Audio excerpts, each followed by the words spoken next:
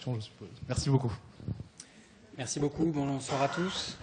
Alors, appliqué aux malades de réanimation, je ne sais pas, parce que c'est quand même un topo qui est un petit peu, on va dire, avec des données expérimentales. Mais en tout cas, je vais essayer de vous montrer qu'il y a des éléments nouveaux au niveau de la barrière hémato-encéphalique dans les échanges des composés, notamment des médicaments ou des toxiques, entre donc le sang et le cerveau. Alors, quelles sont les relations PK/PD en neuropharmacologie? C'est très important de les connaître, c'est-à-dire le profil pharmacocinétique. Alors, le profil pharmacocinétique, bien sûr, c'est d'abord dans le sang.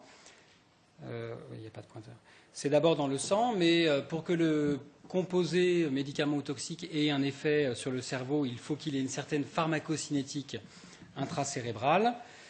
Et évidemment, si on parle de pharmacocinétique intracérébrale, il faut que le composé traverse des barrières cérébrales entre le sang et le cerveau. Et ce qui est très important ici dans le topo, c'est de comprendre que ce qui va conditionner les effets, c'est le passage du toxique en termes de vitesse et en termes de quantité aussi.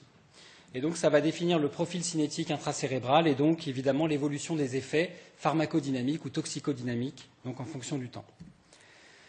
Alors vous savez qu'il y a 4 interfaces cérébrales. Tout d'abord les pendymes. Les pendymes, ça recouvre les ventricules et ça donc permet quelques échanges entre le parenchyme et puis le liquide céphalorachidien. Ce n'est pas une barrière, ce sont des cellules qui sont peu jointives. Il y a également les méninges. Les méninges, il n'y a pas tellement d'échanges au niveau des méninges de médicaments. Et donc les deux principales barrières que l'on a au niveau cérébral, c'est tout d'abord la barrière hémato-encéphalique entre le sang et donc le liquide extracellulaire cérébral, que je vais appeler BBB dans tout mon topo pour blood-brain barrier, parce que j'ai des diapos qui sont certaines en anglais, je voudrais bien m'en excuser. Et puis la barrière hématoliquidienne, que je vais appeler BCSFB pour blood cérébrospinal fluid barrière, qui est donc la barrière au niveau des plexus choroïdes, et donc au niveau qui est la barrière entre le sang donc, et le liquide céphalorachidien. Alors, il y a en pharmacocinétique, on aime bien faire des compartiments avec des volumes, des échanges, des vitesses de transfert des molécules, et donc il faut connaître un petit peu la physiologie et les volumes et des différents compartiments. Alors, on a le volume du liquide extracellulaire cérébral, qui représente à peu près 280 ml chez l'homme. On a le liquide céphalorachidien de l'ordre de 160 ml, qui est donc en contact avec l'ECF, pour donc extracellulaire fluide, avec donc au niveau de l'épendyme et au niveau aussi des villosités subarachnoïdiennes. Et puis on a bien sûr le volume à l'intérieur des cellules, l'intracellulaire fluide, qui représente la plus grande partie en fait de l'eau du cerveau. Et puis donc ces deux barrières, la BBB, la BCSFB, et puis bien sûr vous avez certains organes, notamment les organes circumventriculaires, qui ne présentent pas réellement ce type de barrière hémato-encéphalique. Alors comment on administre des composés? Par voie périphérique, péros, IV, sous-cutané, intramusculaire, tout ce que vous voulez. Et donc il faut absolument que ces composés passent la BBB pour aller dans le cerveau. Relativement rarement, on peut administrer les composés, comme vous le savez, dans le LCR, et encore plus rarement en intracérébro-ventriculaire. Alors, quels sont les facteurs qui vont être les facteurs de variabilité, en fait, de la neurotoxicité d'un produit et d'un point de vue simplement cinétique? Tout d'abord, il y a ce qui rentre et ce qui sort. Alors, ce qui rentre, évidemment, ça va dépendre de ce qu'il y a dans le sang, donc de l'exposition systémique. Ça va dépendre aussi de la liaison protéine plasmatique. Si vous avez un composé qui est très lié aux protéines plasmatiques, il a du mal de rentrer dans le cerveau. Et puis, bien sûr, ensuite, ça va dépendre de la perméabilité à travers la barrière hémato-encéphalique, en termes notamment de transport, mais aussi d'enzymes qui sont présentes dans la barrière et qui peuvent métaboliser un certain nombre de composés. Après, il y a ce qui sort, bien sûr, ce qui sort du cerveau, avec notamment alors ça ne sort pas vraiment, mais c'est la partition du médicament ou du toxique dans le cerveau. Il y a des composés qui vont avoir une forte affinité à l'intérieur des cellules, d'autres qui vont rester dans les liquides. Donc il faut connaître cette partition. Il faut connaître le métabolisme intracérébral, parce qu'on dit il n'y a que le foie qui, en gros, métabolise les médicaments ou les toxiques, mais c'est faux. Il y a aussi le cerveau. Il y a des enzymes dans le cerveau qui sont spécifiques, mais qui existent. Il y a bien sûr l'élimination par le LCR. Le LCR a un turnover d'environ 3 fois par jour. Il est renouvelé entièrement, donc il y a une certaine clairance à ce niveau. et bien sûr de la perméabilité des composés à travers la barrière hématoliquidienne, notamment donc, au niveau des plexus choroïdes. Alors je vais beaucoup vous parler de la barrière hématoencéphalique. Alors pourquoi? Parce que c'est la principale interface d'échange. Je trouve que cette photo est quand même assez jolie de reconstruction 3D en fait, de toute la vascularisation cérébrale. Et vous voyez ici les vaisseaux ici qui descendent avec les artères descendantes dans le cortex, qui est aussi une très jolie photo avec tous les capillaires qui sont reconstruits ici. Donc si on mettait tous les capillaires bout à bout, ça ferait 650 km de long, la barrière hématoencéphalique, c'est quand même pas rien. 10-20 mètres carrés de surface d'échange, si on arrivait à déplier l'ensemble de ces vaisseaux. Et on dit qu'il y a pratiquement un vaisseau pour un neurone, c'est-à-dire qu'il y a une densité de capillaires dans le parenchyme cérébral, que ce soit la substance grise ou blanche, qui est absolument extraordinaire. Alors, de quoi elle est constituée, cette barrière hématoencéphalique? Elle est constituée tout d'abord des cellules endothéliales des vaisseaux cérébraux, donc qui est ici, donc qui va circonscrire en fait le sang, et puis deux cellules qu'on a appelées longtemps des cellules de soutien, mais qui sont en fait qui ont bien d'autres rôles, comme des péricytes. Il y a à peu près un péricyte pour 3 cellules endothéliales, et puis des piastrocytaires qui viennent entourer entièrement les vaisseaux cérébraux, et c'est évidemment une spécificité des capillaires dans l'organisme. Alors, comment un produit peut passer à travers la BBB? Plusieurs possibilités. La diffusion passive, mais il faut évidemment des caractéristiques physico-chimiques particulières, et puis surtout des mécanismes de transport d'entrée du produit dans le cerveau, ou au contraire des flux de sortie vers le sang. Et puis il y a des mécanismes dont je ne vais pas parler aujourd'hui, qui sont réservés notamment à des macromolécules, à des peptides ou des protéines, qui sont des transcytoses médiées par récepteurs, ou des adsorptions, et ça c'est surtout pour des protéines qui sont cationiques. Alors si on a une BHE qui est saine, qu'est-ce qui se passe? On a des jonctions serrées extraordinaires entre ces cellules qui fait qu'on ne peut pas passer entre, donc il n'y a pas de voie paracellulaire. Par diffusion passive, qu'est-ce qui va passer? Des gaz, tout d'abord, des petites molécules organiques, mais il va falloir qu'elles aient des propriétés spéciales, physico-chimiques, ça veut dire pas ionisées, et puis lipophile, qui aime le gras. Il y a néanmoins du transport de petites molécules qui n'ont pas ces caractéristiques-là, notamment pour les faire rentrer dans le cerveau. Il s'agit beaucoup de nutriments. Tout simplement, déjà, vous avez l'eau, et puis des acides aminés, des sucres, des molécules ionisées, des acides aminés, donc je le dis, des composés de toutes sortes endogènes, ou des médicaments qui sont des molécules qui peuvent être beaucoup plus hydrophiles, qui aiment l'eau, mais qui n'arriveraient pas à passer sans ces transporteurs. Et puis, il y a des transporteurs des flux qui vont s'opposer à l'entrée de composés dans le cerveau au niveau de cette barrière hématoencéphalique qu'on va voir un petit peu plus loin. Alors ça, c'est une vieille diapo, mais je trouve qui montre bien les descripteurs physico-chimiques de l'entrée des médicaments ou des toxiques dans le cerveau. On a mis ici quelque chose qui peut-être vous est pas familier, mais qui est le log de P, c'est-à-dire le coefficient de partage entre l'eau et l'octanol. L'octanol, c'est très gras, ça représente les lipides en gros. Et donc, plus ce coefficient est important, et plus la molécule est lipophile. Et vous voyez que si vous regardez la perméabilité à travers la barrière hématoencéphalique, c'est extrêmement bien corrélé pour des molécules qui passent par diffusion passive. Vous avez le sucrose tout en bas, par exemple, qui ne rentre pas du tout dans le cerveau, et des molécules comme la caféine, par exemple, qui est extrêmement bien transportée, due à ses propriétés physico-chimiques. Alors en fait, si on part de cette base physico-chimique, il y a à peu près 95% des composés qui sont sur le marché qui ne peuvent pas passer la barrière hématoencéphalique, liés à ces propriétés physico-chimiques.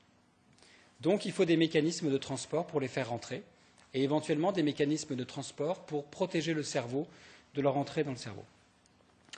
Alors, même diapo, mais c'est assez intéressant, on a rajouté depuis des molécules qui ont des coefficients de log de P très très bas, c'est-à-dire c'est des molécules très polaires, très solubles dans l'eau. Vous voyez, le glucose ou des acides aminés, mais bien qu'ils soient très polaires, très solubles dans l'eau, ils passent très bien dans le cerveau, heureusement, comme le glucose. Pourquoi? Parce qu'ils ont des transporteurs d'entrée qui vont permettre au glucose de rentrer très activement, et c'est d'ailleurs le transporteur le plus exprimé au niveau de la barrière hématoencéphalique, transporteur du glucose, GLUT1, qui est une protéine la plus exprimée et qui va faire rentrer le glucose très activement dans notre cerveau. Alors en fait, ça c'était des diapos des années 80. Depuis environ une dizaine d'années, il y a une explosion totale du monde du transport, de ces familles de protéines de transport qui transportent tout un tas de trucs, des molécules endogènes comme des médicaments et des toxiques. Et en fait, ils sont regroupés dans une super famille qui s'appelle la famille SLC. Je ne sais pas si vous avez déjà entendu parler de cette famille. SLC, c'est pour Solute Carrier.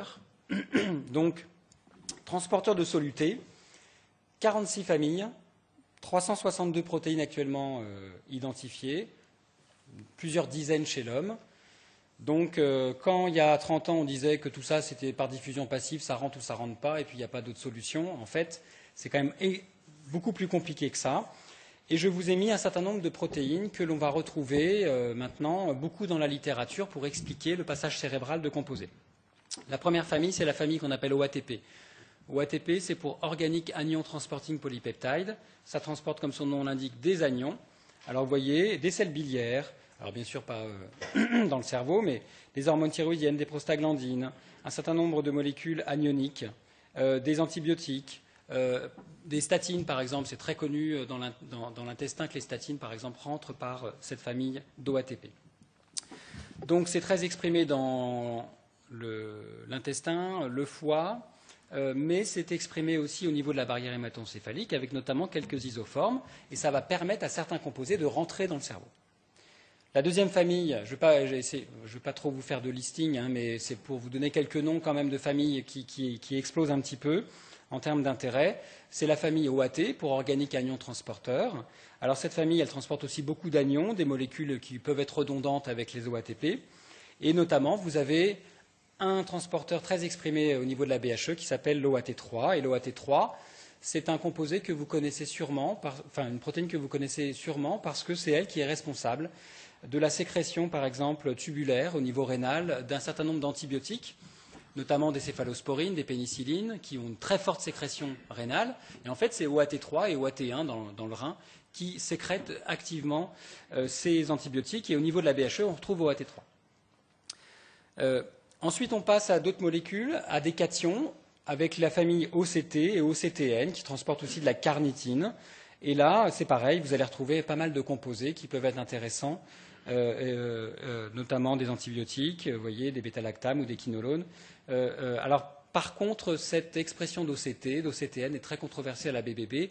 Donc aujourd'hui, on va dire que ce n'est pas vraiment statué qu'ils aient un rôle majeur au niveau de la barrière hématoencéphalique. Par contre, d'autres, les ENT, donc, qui sont des transporteurs de nucléosides, et là on retrouve pas mal de médicaments, notamment qui ont des similarités avec des analogues donc, nucléotidiques, donc des médicaments anti-sida par exemple, qui rentrent dans le cerveau grâce à notamment ENT1 qui est très exprimé dans la barrière hématoencéphalique. Alors on parle ici d'entrée, c'est-à-dire de favoriser un médicament qui va rentrer dans le cerveau, mais malheureusement ça emmène aussi les toxiques dans le cerveau. Et je vous ai listé ici un certain nombre de neurotoxines qui sont connues. Bon, par exemple le manganèse ou des dérivés mercuriels ou ici des composés comme la microcystine ou le MPP+, qui est, vous savez, un composé qui est utilisé dans des modèles animaux pour induire une maladie de Parkinson, qui va détruire les neurones dopaminergiques et qui emprunte un transporteur SLC qui s'appelle DAT. Alors là, c'est plutôt dans le neurone et pas dans les niveaux de la barrière hématoencéphalique. Et puis vous avez par exemple le GHB qui est une molécule qui n'aurait aucune chance de rentrer dans le cerveau si elle n'était pas transportée. Et le GHB, ça passe très très bien par un transporteur d'acide monocarboxylique qui s'appelle MCT1 et qui est très exprimé au niveau de la barrière hématoencéphalique. Alors, donc, un certain nombre de transporteurs qui emmènent des toxiques dans le cerveau et donc qui vont induire la neurotoxicité en raison du passage, mais aussi ces mêmes transporteurs qui ont été ciblés pour essayer d'emmener des médicaments dans le cerveau qui ne passaient pas. Et le plus vieux que peut-être vous connaissez, c'est le mécanisme par lequel la lévodopa rentre dans le cerveau. La lévodopa La dopamine, vous savez, ne peut pas franchir la barrière hématoencéphalique. On donne de la lévodopa aux patients. Et pourquoi cette lévodopa? Parce qu'elle est très bien transportée par LAT1, qui est un transporteur d'acide aminé. Et c'est comme ça qu'on donne en fait de ce médicament et qui ensuite va être transformé en dopamine dans le cerveau. Il y a aussi gluten, transporteur de glucose, qui a été ciblé pour emmener par exemple des dérivés comme la glucosylidopamine. Et puis je vous ai cité MCT1 qui emmène par exemple donc le GHB, mais par exemple aussi d'autres produits. Le baclofène par exemple qui est emmené par LAT1, il est aussi emmené par MCT1. Donc ça c'est l'entrée. Maintenant on peut voir aussi la sortie. Donc il y a des transporteurs qui au contraire vont limiter l'entrée de certains composés, médicaments toxiques, dans le cerveau. Et là, sur le même graphe que le vieux graphe de Levin en 80, on a un certain nombre de composés ici, vous voyez, des médicaments anticancéreux qui sont très lipophiles, qui ont toutes les chances physico-chimiques de rentrer dans le cerveau et qui rentrent très très mal. On sait très bien que beaucoup d'anticancéreux, malheureusement, rentrent mal dans le cerveau. Et puis vous avez aussi des pénicillines ou le méthotrexate qui rentrent mal, et en raison de leur interaction avec, par exemple, OAT3 dont j'ai parlé tout à l'heure. Donc bien que ces médicaments aient des bonnes propriétés physico-chimiques, ça ne rentre pas parce que c'est efflué par des transporteurs au niveau de la BHE. Alors c'est pareil, je ne vais pas vous faire une longue liste, on va en voir que trois familles, dont un, je suis sûr que vous connaissez, c'est donc des transporteurs de ce qu'on appelle la famille des transporteurs ABC pour ATP Binding Cassette. C'est une très large famille, il y a une cinquantaine de membres en fait chez l'homme. Le premier qui s'appelle ABCB1, c'est un transporteur qu'on appelle aussi MDR1 ou la P-glycoprotéine. Vous avez certainement déjà entendu parler. Cette P-glycoprotéine, elle transporte la moitié du Vidal en gros, hein, à peu près, plus ou moins bien certes, mais enfin très très nombreux composés. Je ne vous ai pas donné de liste, là je vous ai mis juste des caractéristiques physico-chimiques, hein, des molécules neutres basiques, amphiphiles, beaucoup d'antibiotiques, mais pas que. La liste est extrêmement longue, des antiarythmiques, des opioïdes, des médicaments utilisés donc, en cardiologie, des médicaments anti-VIH, etc.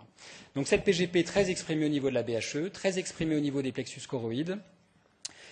Et une deuxième, donc alors ces transporteurs des flux ne font que sortir le composé hors de la cellule, alors que les autres ne faisaient pratiquement que rentrer. La deuxième famille dont je voudrais vous parler, c'est la famille ABCC. Donc ABCC, c'est ce qu'on appelle les MRP. Les MRP, c'est une vaste famille. Aujourd'hui, il y a 9 isoformes qui transportent principalement des anions. Je vous ai mis un certain nombre de composés ici. Des anions et surtout des molécules conjuguées. Par exemple, les médicaments sont souvent conjugués ou des toxiques sont conjugués pour mieux les éliminer, souvent dans les urines ou dans la bile. Et ils sont beaucoup plus solubles dans l'eau. Ils ont du mal à passer les membranes. Et en fait, c'est les MRP qui vont les envoyer dans les liquides, pour passer donc un certain nombre de membranes au niveau canéliculaire, au niveau de la sécrétion tubulaire, au niveau de la BHE, par exemple, qui vont empêcher leur entrée dans le cerveau. Et puis le petit dernier, qui est depuis, disons, 5-6 ans, excite un peu parce que ces deux protéines PGP et BCRP font partie maintenant des guidelines de développement des médicaments sur le marché. Les industriels sont obligés de savoir si leurs médicaments en développement sont substrats de ces protéines des flux. Donc le petit dernier, c'est la BCRP, qui est rentrée maintenant dans les guidelines FDA et EMA. Et cette BCRP, ou ABCG2, transporte donc un spectre beaucoup plus restreint de composés, surtout des médicaments anticancéreux, quelques autres médicaments comme des céphalosporines, et très fortement exprimé au niveau de la BHE. Je vous montrerai tout à l'heure des résultats du labo où on a fait ça. Alors juste parce que c'est quand même plaisant de voir de la microscopie, ici, confocale, c'est assez joli. On voit ici un capillaire chez le rat, hein, donc c'est un tout petit vaisseau, ici, qui fait à peu près... vous voyez, là, vous avez 8 microns, donc c'est à peu près la taille ici du vaisseau qui a été marqué. En violet, c'est le marquage de la PGP sur les cellules endothéliales qui vraiment, au niveau luminal de la cellule endothéliale, c'est-à-dire que vraiment sur la face de la cellule qui est en contact avec le sang. Et vous avez ici, en jaune, les pieds astrocytaires qui viennent recouvrir tout le vaisseau. Et vous avez ici une coupe transversale du vaisseau où on voit bien la PGP tout autour en fait, du vaisseau. Donc les médicaments ou les toxiques sont dans le flux ici sanguin et n'arrivent pas à rentrer dans le cerveau à cause de cette protection. Un bon exemple de neuroprotection, c'est ce qu'on a malheureusement, parce que ça explique en partie des résistances thérapeutiques à certains médicaments anticancéreux, c'est l'expression de la PGP, de la BCRP. Bon, ça c'est chez l'animal, chez la souris. Mais ce que je veux vous montrer dans cette diapo, c'est que par exemple ici, alors la diapo est un peu compliquée, mais c'est les concentrations cérébrales de topotécan à une dose à différents temps. Et les barres ici, c'est soit chez la souris sauvage, soit chez la souris qui n'a pas de PGP, donc on en rentre un peu plus dans le cerveau, soit chez la souris qui n'a pas de BCRP, on en rentre aussi un petit peu plus dans le cerveau. Mais ce qui est intéressant, c'est que si on enlève les deux, si on a une souris KO pour la PGP et la BCRP, on augmente considérablement l'entrée du topotécan dans le cerveau et donc on améliore en fait la distribution de ce médicament. Donc, il faudrait, en gros, pour essayer d'améliorer le passage de certains médicaments anticancéreux dans le cerveau, pour des problèmes de tumeurs primaires cérébrales ou de métastases secondaires, par exemple dans le poumon où on a beaucoup de métastases méningées, on pourrait ici augmenter, en inhibant les deux, augmenter le passage de certains médicaments anticancéreux. Et notamment, c'est des approches qui sont un peu aujourd'hui, disons, au niveau de la recherche, mais un petit peu donc déjà en développement, en essayant de cibler des inhibiteurs de tyrosine kinase qui sont d'excellents substrats aussi de la PGP et de la BCRP.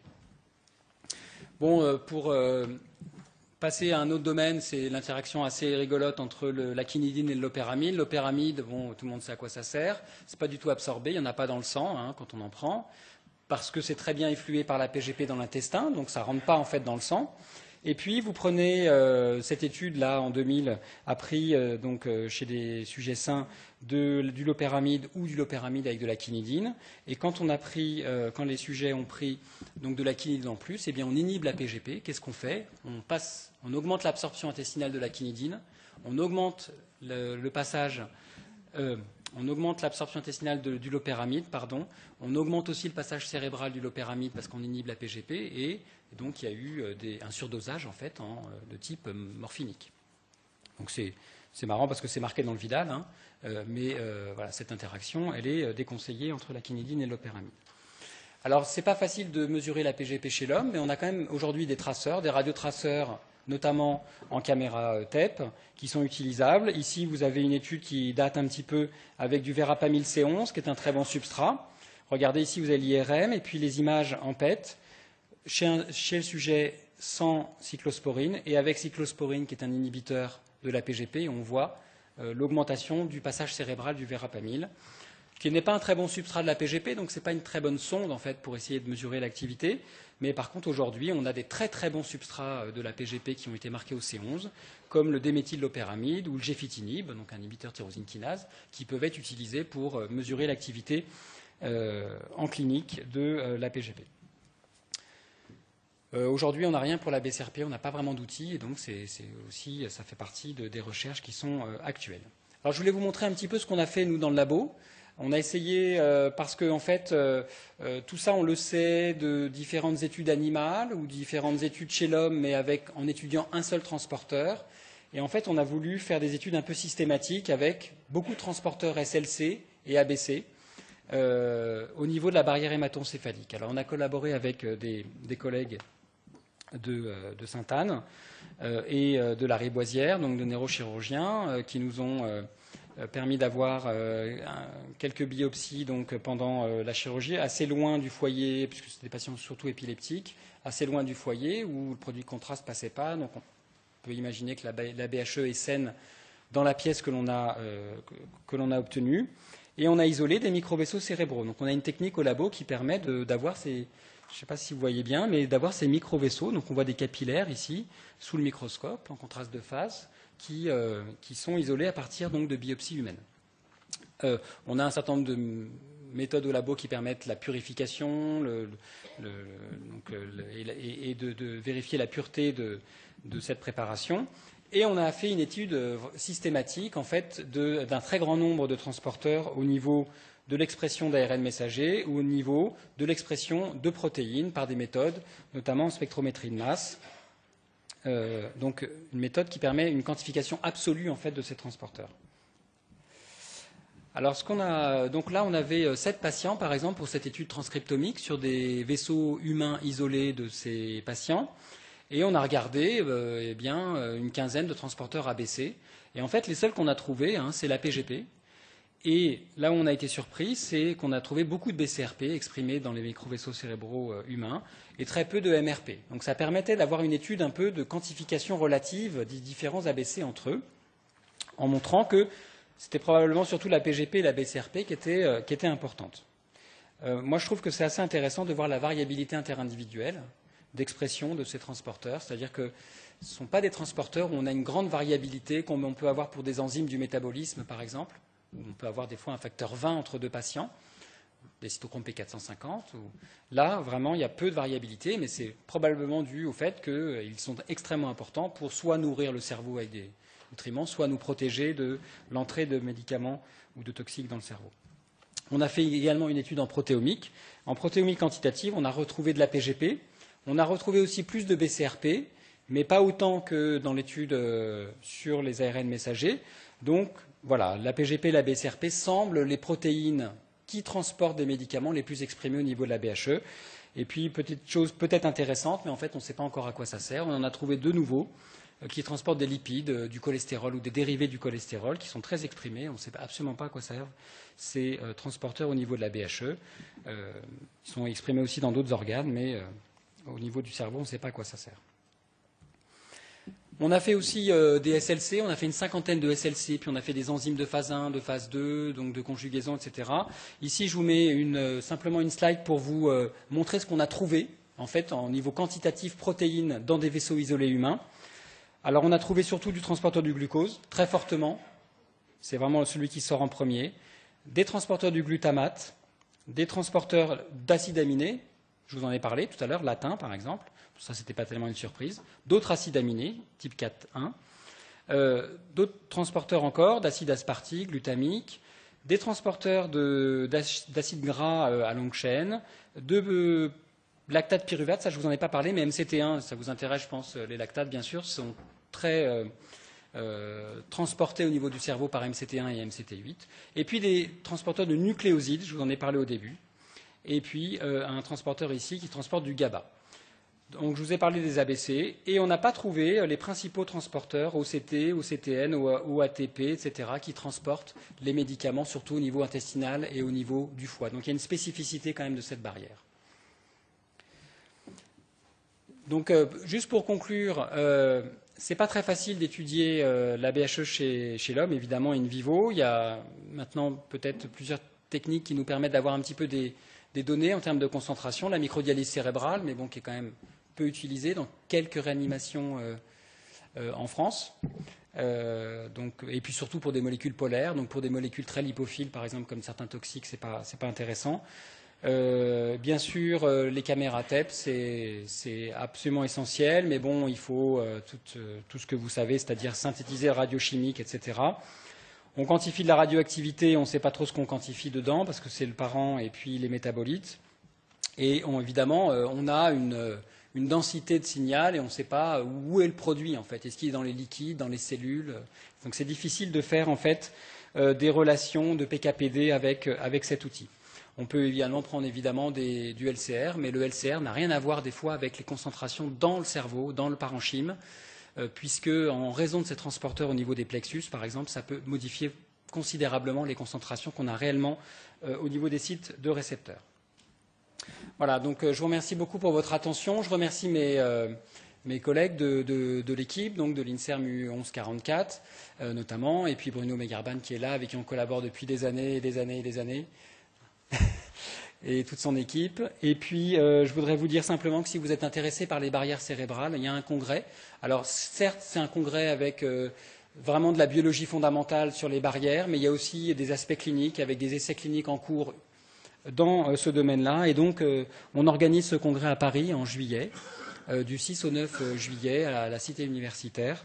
Et donc, je l'organise. Alors, vous avez toutes les infos ici, avec le site web, CVB 2015, donc Cérébrovascular Biology 2015. Et voilà, je l'organise avec mes bons amis de Paris Descartes, Pierre-Olivier Courreau, qui dirige l'Institut Cochin, et Jean-Michel Sherman, qui est le doyen de la faculté de pharmacie. Et je vous remercie beaucoup pour votre attention.